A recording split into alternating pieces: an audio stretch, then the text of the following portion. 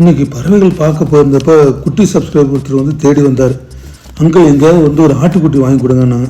சரி, நாங்கள் ஈரோடு ரோட்டில் பழவகாலிப்பாளையத்துலேருந்து புதுக்கரைப்புதூர் போகிற வழியில் இடையில வந்து கொங்கன் ஆட்டு பண்ணைன்னு சொல்லிட்டு ஆங்காங்கே போர்டு இருக்கும். ப்ளஸ் அந்த விளம்பர பலகை போக அவங்களோட கான்டாக்ட் நம்பரும் அந்த இதில் இருக்கும்.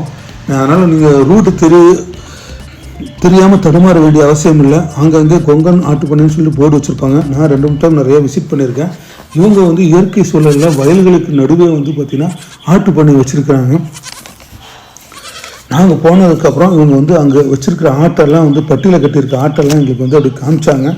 இவங்க வந்து வெளியில் ஆடு வாங்கி விற்கிறது இல்லைங்க. இவங்களே வந்து இயற்கை முறையில், அதாவது இவங்களே வந்து பார்த்திங்கன்னா கிடா ப்ரீடிங்காக பயன்படுத்துகிறாங்க. என்னென்ன வகை கிடா வகைகள்லாம் பயன்படுத்துகிறாங்க அப்படின்னா பிளாக் பீடல், சிரோகி, தலைச்சேரி, சோர்சித்து அப்படின்னு சொல்லிட்டு பயன்படுத்துகிறாங்க.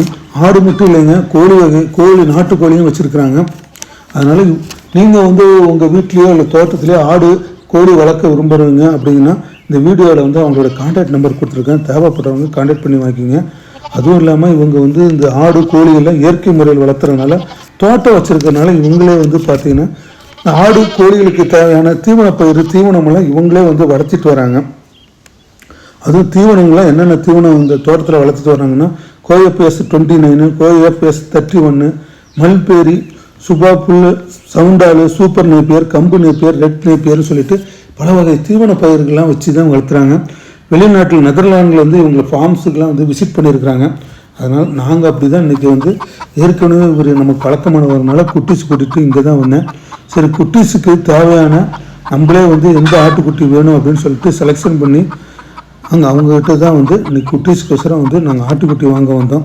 சரி, ஆட்டுக்குட்டி வாங்கிட்டு அது போக சரி அவங்க வந்து அந்த தீவன பயிரெலாம் தோட்டம் முழுவதும் வச்சுருக்காங்க இல்லையா, அதெல்லாம் வந்து அப்படியே சுற்றி பார்த்தோம்.